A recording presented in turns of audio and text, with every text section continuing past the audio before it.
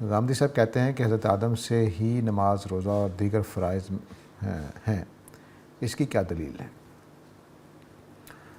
دیکھیے، نماز، روزہ اور دیگر فرائض جو بھی ہیں وہ انبیاء کے اسوہ کے طور پر چلے آ رہے ہیں۔ یہ نہ صرف یہ کہ ہماری کتابیں اس پر گواہ ہیں، بلکہ پرانی ساری کتابیں اس پر گواہ ہیں۔ تورات میں، انجیل میں ان چیزوں کا ذکر ہے، اور کوئی وجہ نہیں ہے کہ اگر حضرت عیسیٰ کے زمانے میں، حضرت موسیٰ کے زمانے میں، حضرت نوح کے زمانے میں یہ چیزیں تھیں تو حضرت آدم کے انکار کرنے کی وجہ کیا ہے؟ جو انکار کر رہا ہے اس کے پاس دلیل ہونی چاہیے۔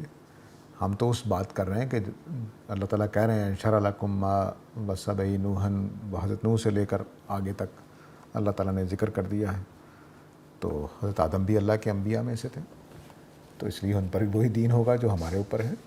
ہاں، البتہ یہ ہے کہ رکعتیں، تعداد، کچھ اس طرح کی شکلیں مختلف ہو سکتی ہیں، لیکن نماز، روزہ تو فطری سی بات ہے، موجود رہا ہوگا۔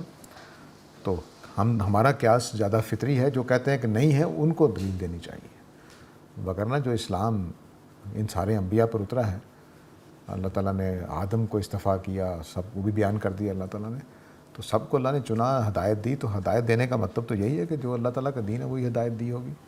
تو اگر تبدیل کرنا ہے تو اس کے لیے آپ کو دلیل دینی پڑے گی۔ ہم تو اسی بات کو مانتے ہیں جو قرآن میں لکھی ہوئی ہے، البتہ چھوٹی جزوی چیزوں میں، مثلا غلامی کا قانون کیا ہوگا، شادی کا قانون کیا ہوگا، طلاق کیسے ہوگی، اس میں تبدیلیاں ہوتی رہی ہیں۔ وہ حضرت موسیٰ کے دین میں بھی تھیں، حضرت عیسیٰ کے دین میں بھی ہوئیں، ہمارے دین میں بھی ہوئیں، تو وہ اصل دین نہیں ہے، وہ سماجی حصہ ہوتا ہے دین کا۔ اس میں اللہ تعالیٰ تمدن کے لحاظ سے تغیرات کرتے رہتے ہیں، جس کو بیان بھی کیا سورہ البقرہ میں یہود کے ایک سوال کے جواب میں، وہ انشاءاللہ اپنے مقام پہ واضح کر دوں گا۔ لیکن یہ بات کہ بنیادی دین جو ہر زمانے میں ایک ہی رہا ہے، وہ ان کا بھی وہی ہوگا۔ مثلا نماز پڑھنے میں کون سا تمدنی ترقی ہے جو رکاوٹ بنتی ہے؟ کوئی بھی نہیں۔ ہم آج بھی پڑھ سکتے ہیں، کل بھی پڑھ سکتے تھے، حضرت آدم کے زمانے میں پڑھ سکتے ہیں۔ روزہ رکھنے میں کون سی تمدنی تبدیلی ہے جو رکاوٹ ڈالے گی؟ کوئی بھی نہیں۔ ہم آج بھی روزہ رکھ سکتے ہیں، پرانے زمانے بھی رکھ سکتے تھے۔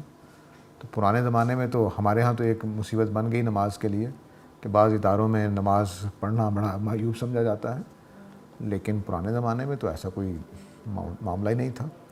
تو اس لیے کوئی وجہ نہیں ہے کہ حضرت آدم کے پاس بھی یہی دین نہ ہو، جو بنیادی دین، اصل دین ہے، جو سماجی دین ہے، اس میں اللہ تعالیٰ نے بتا دیا ہے کہ میں آیتیں منسوخ کرتا رہتا ہوں، پرانی امتوں کے بھی کی ہیں، ہماری بھی ہو سکتی ہیں، تو یہ ایک الگ چیز ہے۔